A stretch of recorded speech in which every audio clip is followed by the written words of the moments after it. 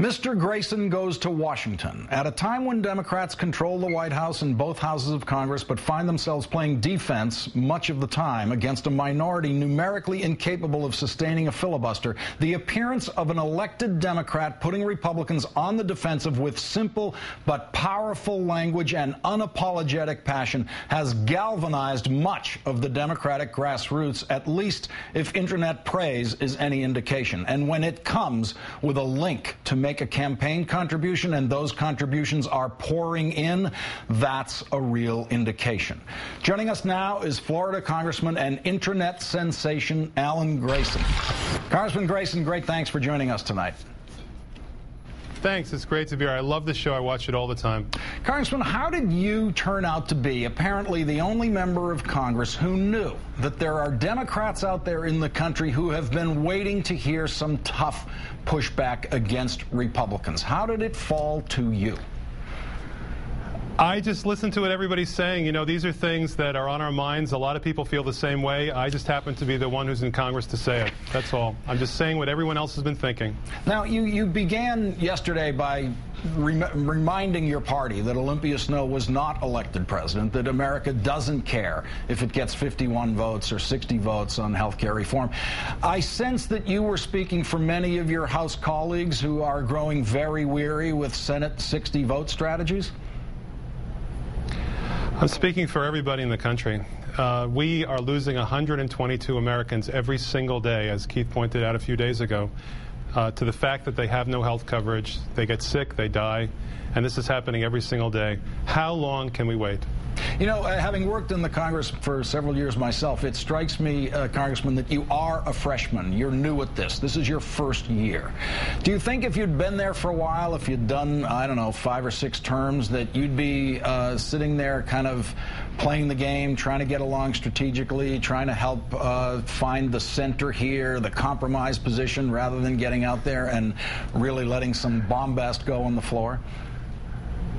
I think there was a memo about that when we began. I missed the memo. There was a memo that said freshmen should be seen and not heard. I just missed it. I'm sorry. Now, do you find in what's happened to you a lesson for 2010, possibly a campaign lesson, both in how to attract support, raise money? What is it? It was the same lesson last year, the way we ran our campaign. You cannot beat a Republican by being one. People deserve a choice, and they like a congressman with guts.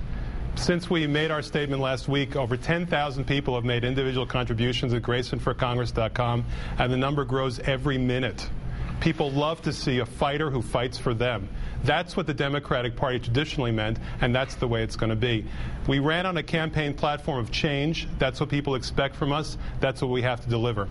Now, in one of your better lines yesterday on the House floor, you said that if President Obama had brought about world peace, the Republicans would blame him for killing the defense industry.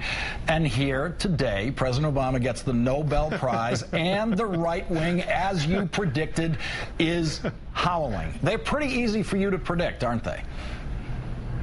Well, listen, I'm often proved right, but usually not this quickly. Now, just on health care reform, before we leave the subject, the financing mechanisms are greatly different between the Senate and the House. The House and the Ways and Means Committee voted for an income tax increase, which is an equitable tax that is based on ability to pay. The Senate, the Baucus tax, is a tax on health care plans. Do you think there's any way that the House will accept the Baucus tax, given that there's about 150 of your members who've said they absolutely will vote against a bill with the Baucus tax in it? No, we won't. But America expects us to go ahead and reach a conclusion anyway. Of the 5 different Democratic bills that are out there, they're 90% the same, and we have to move ahead to save people's lives and to save money. If you had to choose between these 2 taxes, which way would you go on it? The bill in the House is paid for. We don't need to tax people, middle-class people, over their benefits. It's not necessary. It's really not prudent. People are suffering. And we understand that in the House. There's no need to make their suffering worse. This bill is supposed to make people's lives better, and it will. The 47 million people in this country who have no insurance, they'll get insurance. The people who have insurance, but they find that they can have all the health care they need unless they actually need it, the people who have pre-existing conditions, the people who have lifetime caps, chronic conditions, all these people will be better off under this bill. And senior citizens will be better off because we will eliminate the donut hole under Medicare, and we'll also eliminate co-payments for routine treatment. So everyone will be better off, except for those people who feel they must say no to everything. These no-mongers who dominate the Republican Party, they'll be disappointed because America will be better off. The Honorable Alan Grayson of Florida, thank you very much for your time tonight, sir. It's great to be on this show. Thank you, too.